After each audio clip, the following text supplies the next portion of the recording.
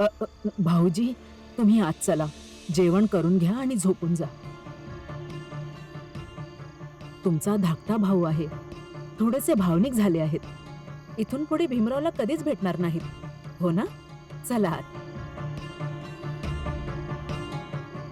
वैभव देवजी, वैभव देवजी. हा अपशकुनी यावेळी इथे, याची हिम्मत कशी झाली?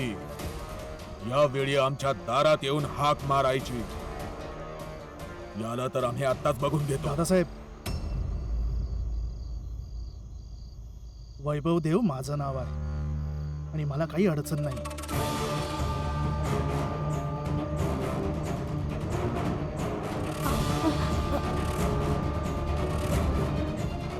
मिळाली शांतता तुला? हं? अजून खाऊ घाल. न्याहारी, जेवण, छप्पन भोग आपल्या लाडक्या दिराला. धर्म जात सगळं बुडवून टाकेल हा. आज रात्री हा जेवणार नाही. याचं जेवण जनावरांना दे. जा.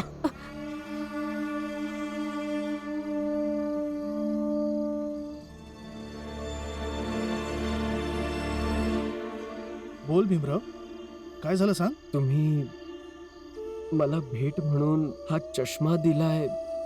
हो, तर तू काय परत द्यायला आलास? नाही नाही, आभार मानायला आलो तुमचे.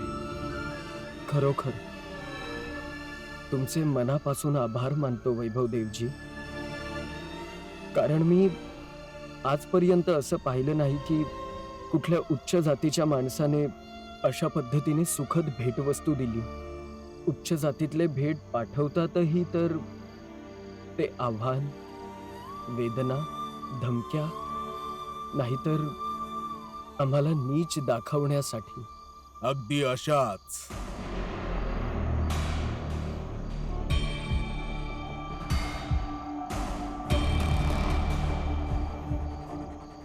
अगदी अशाच प्रकारच्या गप्पा मारून आमच्या भावाला जाळ्यात ओढतो,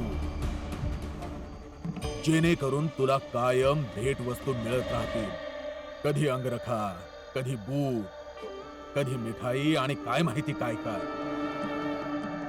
खालच्या जातीच्या लोभी माणसा, चल हा चष्मा काढून ठेव इथे. दादासाहेब प्लीज, असं नका बोलू ना. पायतान काढून एवढं हाणू की बुद्धी थाऱ्यावर येईल. तुम्ही आत चला. चला आत चला.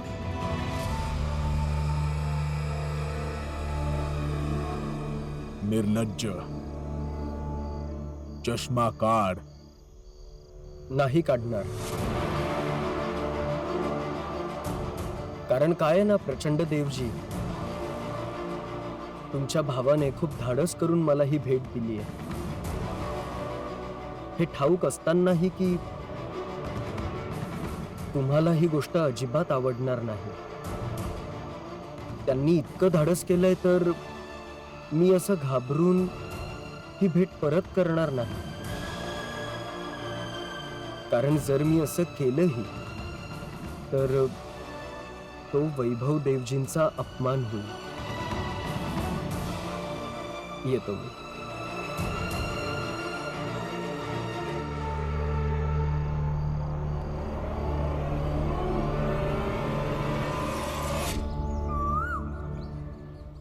रमा, निघालो मी.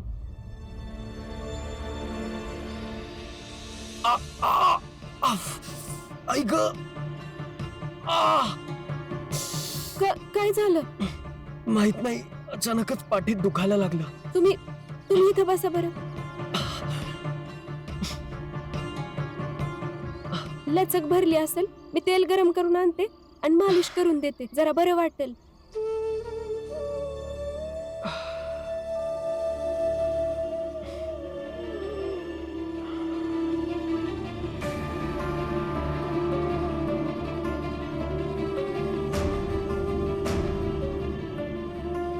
तुम्ही मला भेट म्हणून हा चष्मा दिलाय.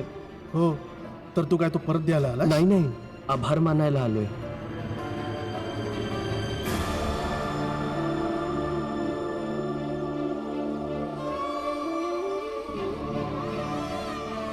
हा कोट ठेव, खूप महाग आहे. आमच्या जातीची लोक हा घालतात. हा घालून जेवणासाठी गेला ना तर कुणीही तुला बघून नाही म्हणणार की तू कोणत्या जातीचा आहेस.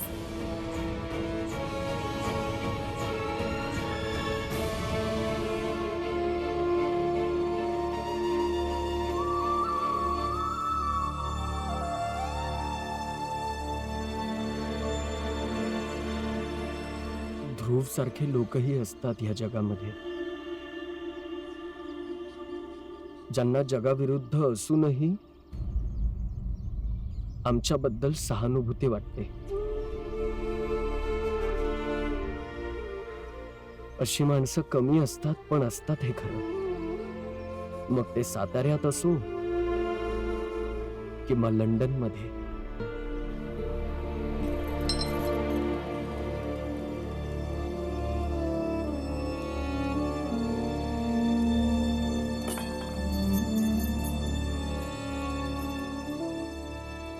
याच्यात तर तेलच नाहीये.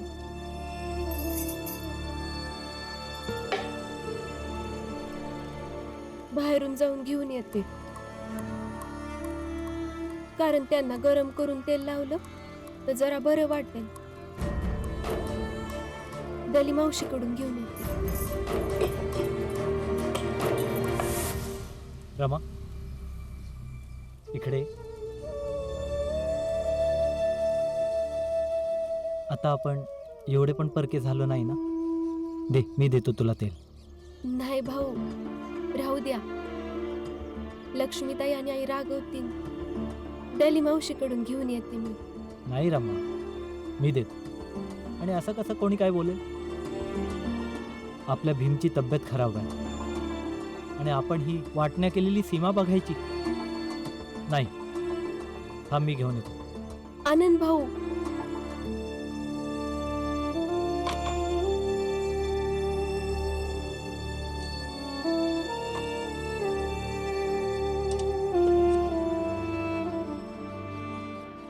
हे घे रमा, तू हे गरम करून आण. मी जाऊन भीमपाशी बसतो.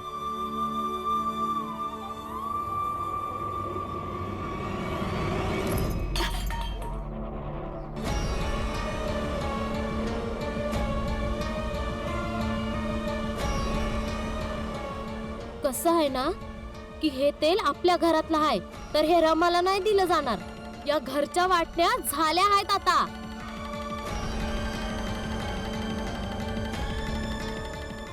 भले हे जमिनीवर पडून वाया गेलं तरी.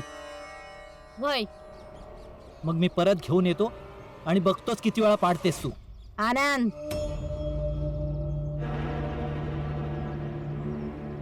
रमाला या घरातून तेल मिळणार नाही, एक थेंब बी नाही.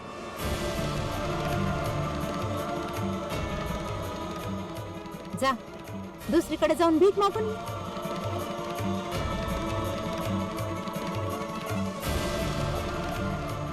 आनंद भाऊ, तुम्ही राहू द्या. मी दली मावशीकडून तेल घेऊन येते. हा तर मग उभी बघत काय बसली? जा.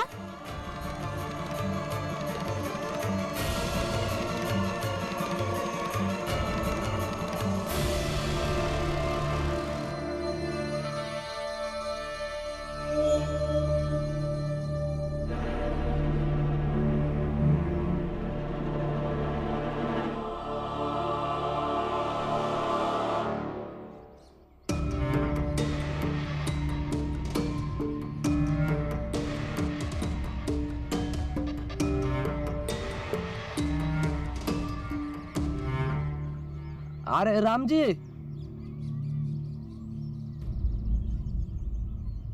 एवढा सकाळ सकाळी झाड घेऊन कुठं चाललास?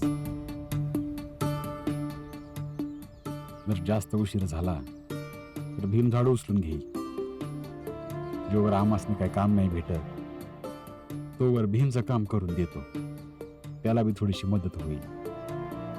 पण रामजी, भीमाला जर माहिती पडलं की त्याच्या जागी त्याचे बाबा झाडू मारायला गेले तर तो तुला समजावायला लागेल. आणि मग तुला तर माहितीच आहे का त्याच्या तर्कबुद्धीसमोर समजे शांतच बसतो, कोणी काहीच नाही बोलू शकत. हे असं चांगलं वाटते जेव्हा भीम योग्य पद्धतीनं एखाद्याला गप्प करतो ना, मला लय अभिमान वाटतो.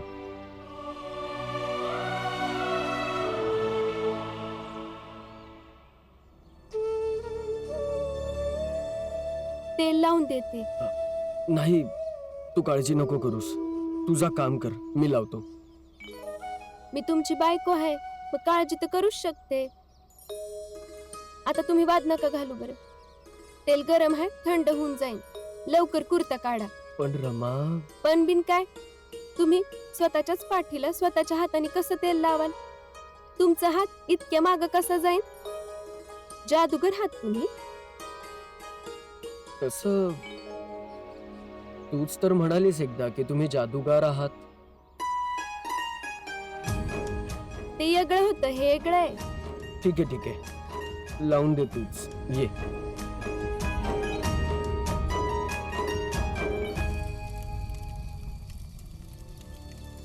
जिजाबाई, दली अम्मा भेटलेली, म्हणाली की रमा तिच्याकडे तेल मागायला गेली होती. का? घरातलं तेल संपलंय का? थोडस तेल नाही दिलं तर रमानं तुमच्याकडे तक्रार केली. जेवढं विचारलंय तेवढंच उत्तर पाहिजे. ताई, या भाजीत किती तेल पडलं पाहिजे म्हणजे चांगली बनल? नाही, मागच्या याला चांगली नव्हती बनली ना, तुम्हीच बोललात ना. मी बघतेय तू तुझी सीमा ओलांडतीयस. इतका छळ, इतका माज चांगला नाही. ज्या चुका करतेस ना तू आणि तुझी सून लक्ष्मी, तिला बी समजावून सांगा. जेवढं विचारलंय तेवढंच सांगा ना ताई. किती तेल लागल? लक्ष्मी, मी जे विचारतोय त्याचं उत्तर दे. तू जे हे करतेस ते थांबवणार आहेस की नाही? काय हे सगळं? काय थांबवीन? गृहिणी आहे या घरची, आणि गृहिणीचा हक्क आहे की हे स्वयंपाक सांभाळणं. लक्ष्मी, तुझ्यात माणुसकी नावाची गोष्टच उरलेली नाहीये. दगड झाली आहेस तू, आणि दिवसेंदिवस वाईट वागायला लागली आहेस तू. तुला अंदाजा येतोय का तू घरात कशी वागतेस ते?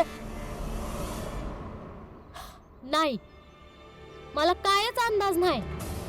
पण हा, मला हे नक्की कळतंय की जेव्हापासून या घराचे हिस्से झालेत, समद हळूहळू ठीक होत आहे. आणि समद त्या दिवशी ठीक होईल ज्या दिवशी भीमभाऊ आणि रमा निघून जातील. लक्ष्मी, भीम भाऊ आहे माझा, आणि तू माझ्या आयुष्यात खूप नंतर आली आहेस. हा, तर उभा कशाला आहे तिथं? जावा ना आपल्या भावाकडे जावा आणि तिथंच राहा तुम्ही. विष द्या मला आणि मारून टाका मला बी आणि माझ्या पोटातल्या बाळाला बी. तुझ्या सोबत एक एक दिवस काढणं मरण्यासारखंच आहे. एवढी वाईट आहे म्या? एवढी वाईट आहे तर मग मारून का नाही टाकत? विष घ्यायला पैसे लागतील ना, आणि पैसे आहेत कुठे तुमच्याकडं? मग एक काम करा, माझा गळाच दाबून टाका. मारा मला, मारून टाका, मारा मला, दाबून टाका माझा लक्ष्मी, गळा. लक्ष्मी, काय तुमचा करतेस गळा तू? होऊन जाईल. लक्ष्मी, मी वेडी झालीस का तू? मारा, सोड मारा, लक्ष्मी, मारून टाका मला. सोड लक्ष्मी, सोड म्हटलं ना. लक्ष्मी, मारून टाका लक्ष्मी, मला. हात सोड. लक्ष्मी, हात सोड. लक्ष्मी, वेडी झालीस का? लक्ष्मी,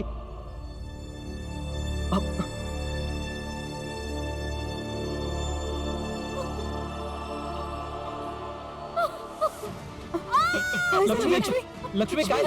लक्ष्मी, काय ठीक आहे, झालं? लक्ष्मी, लक्ष्मी, काय होतंय? जाऊयात, आनंद दादा, उचला त्यांना. हो, हो. चल, उचल हिला बरोबर. उचल. हा, लक्ष्मी, तू चल चल.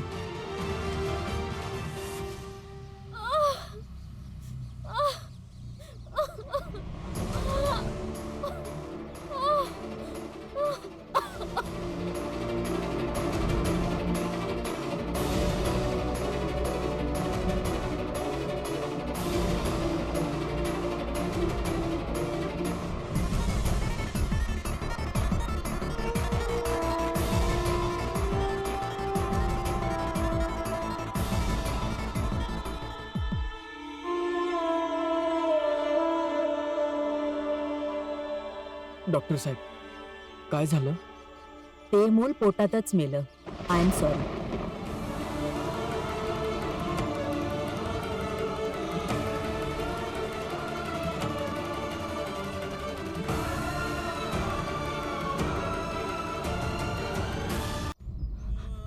असं कसं होऊ शकतं डॉक्टर साहेब? तुम्हाला काहीतरी गैरसमज झाला असेल. आता तू तरी सांग ना मला. डॉक्टर साहेब बघा ना एकदा, गैरसमज झाला असेल. आई बोल ना, माझं मूल असं नाही मरू शकत. I am sorry. आत्या आनंद,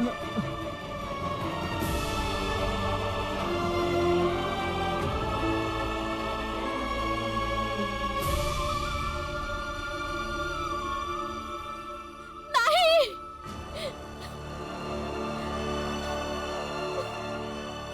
समजा समजा संपलं. समजा संपलं. समजा उद्ध्वस्त झालं. समजा संपलं माझं. समजा तुमच्यामुळे झालंय. तुमच्यामुळे झालंय. निघून जा इथून. समजा तुमच्यामुळे झालंय. लक्ष्मी, तू शांत राहा, नाहीतर तब्येत अजून बिघडेल तुझी. मला तुला गमवायचं नाहीये. तू इथं का उभी आहेस? जा इथून. जा. जर तू आज तेल मागाय नसती आली तर हे समजत झालंच नसतं. जिजाबाई, चुप चुप बसा तुम्ही.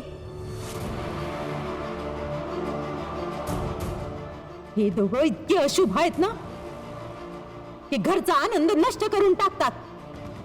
जे सुख आहे ते बी आणि येणारी सुख बी घेऊन बसलाय तुम्ही दोघं. आई, असं नका बोलू. कसं बोलू तर मग? तुला शांती मिळाली नाही? समाधान झालं ना तुझं? मोठ्या मोठ्या गप्पा मारतेस ना तू. पण लक्ष्मी बरोबर तुझं वागणं मोठ्या आणि धाकट्या जाऊसारखंच होतं. जिजाबाई, लई झाला आता. तुला लई काळजी आहे ना लक्ष्मीची? मग जा, तिला सांभाळ. कारण दोघांना टोमणे कशा पायी मारतीयस तू? या दोघांमुळे काय बी नाही झालंय. काहीच नाही झालंय या दोघांमुळे.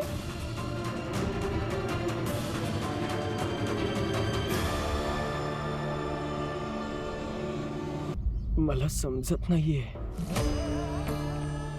यावेळी तुम्ही हे सगळं बोलताय.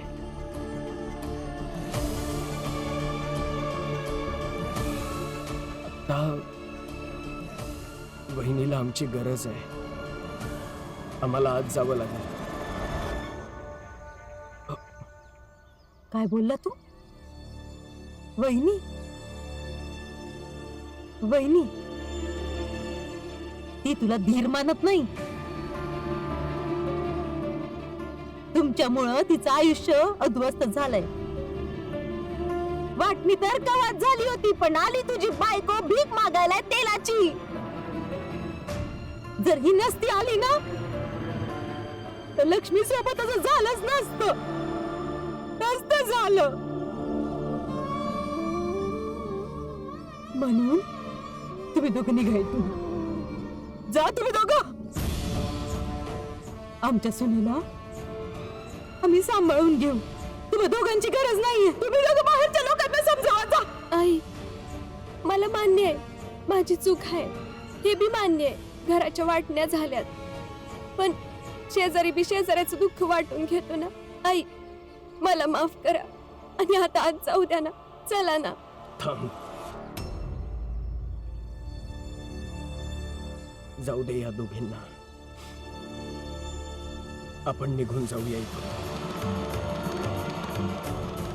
आता लक्ष्मीताईंना आपली गरज आहे. कोणालाही कसलीही गरज नाहीये. आपल्या राहण्याने अजून त्रास होईल या लोकांना.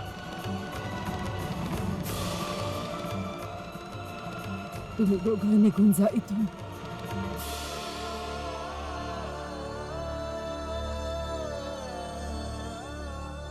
बस ढोंग करतात दोघं. जळतात घरच्या सुखावर. सुधारणार नाहीस. तू कधीच सुधारणार नाहीस.